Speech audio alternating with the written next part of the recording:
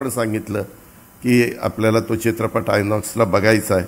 तुम्ही पण सगळ्यांनी बघितलेला आहे, अनेक जणांनी बघितलेला आहे, परंतु खरोखरच अंगावर शहारे उभे राहतात अशा पद्धतीचा राजा हा छत्रपती शिवाजी महाराजांच्या नंतर तुमच्या माझ्या महाराष्ट्राला मिळालेला होता।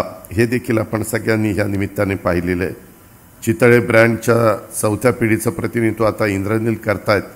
त्यांनी पण त्याच्यामध्ये त्या गोष्टी सांगितल्या। देश परदेशामध्ये हा चितळे ब्रँड खूप मोठी त्यांची ओळख आहे।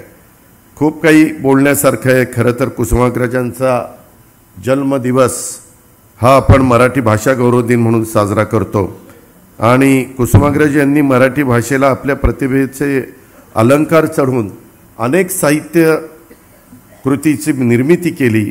संत, साहित्यिक, विचारवंत, कवी, गीतकार, लेखक ते अगदी पत्रकारापर्यंत अनेकांनी आपली मराठी भाषा जिवंत ठेवण्यात, वृद्धिंगत करण्यात मोलाचं योगदान दिलेलं आहे। आणि कुसुमाग्रजांच्याबद्दल बोलायचं म्हटलं तर ते मानवतेचे कवी होते। कुसुमाग्रजांनी आपल्या अलौकिक प्रतिभेने साहित्याच्या सर्व अंगाशी स्पर्श करून साहित्य निर्मिती केली। मराठी भाषा संवर्धनाची जबाबदारी त्यांनी सर्व मराठी माणसांवर त्या ठिकाणी टाकलेली आहे आणि मराठी ज्ञानाचे अनेकांना मार्गदर्शन त्यांनी त्या ठिकाणी केले। हे ज्ञान आजही तेवढंच उपयुक्त आहे। महाराष्ट्र आणि मराठी धर्म वाढवणाऱ्या संत ज्ञानेश्वर, संत तुकाराम, संत नामदेव, संत चोखामेळा आदींच्या परंपरेला देखील मी आजच्या निमित्तानं वंदन करतो। उद्याच्या मराठी भाषा दिनाला पण मी मनापासून शुभेच्छा देतो। आज मराठी बाणा कार्यक्रम बघत असताना त्या सगळ्या मी खालपासून वरपर्यंत माणसं मोजत होतो किती, आणि मी तटकरे साहेबांना म्हणत होतो, अहो एवढी माणसं तुम्ही एवढंच कसं काय त्यांना बिल देताय, हे बरोबर नाही। आत्ताही त्यांना सांगितलं त्याच्यावर ठरल्यापेक्षा जास्त एवढ्यात तरी मिळेल एवढी खात्री मी देतो।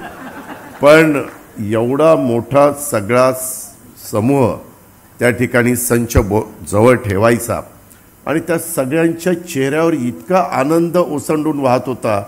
म्हणजे त्यांचं कोळी गीत असेल, त्यांचं आदिवासी गीत असेल, त्यांचं कुठलंही मराठी गीत असेल, त्याचा तो वासुदेव आल्यानंतरचा असेल, किंवा मी आत्ताच मला वाटतं तटकरे साहेबांना का कोणाला तरी म्हणत होतो, आता तिथं जुनं आमच्या लहानपणी आम्ही बघितलेलं आहे त्याच्यावर आम्ही ते नावं तरी ओळखतो। म्हणजे सूप ज्यावेळेस उफडण्याच्या करता सूप त्यावेळेस सुपातनं उफडलं जायचं, किंवा त्याच्या संदर्भामध्ये पाटा वरवंटा। आता पाटा काय वरवंटा काय मिक्सरशिवाय कुणाला काही दिसत नाही। त्याच्यामध्ये दळण करत असताना त्या पद्धतीनं जातं, आता मुलांना विचारलं जातं यांनी काय जातं काढलं म्हणतील, म्हणजे खरंच ह्याच्यातली, किंवा मोटेनी पाणी काढतात।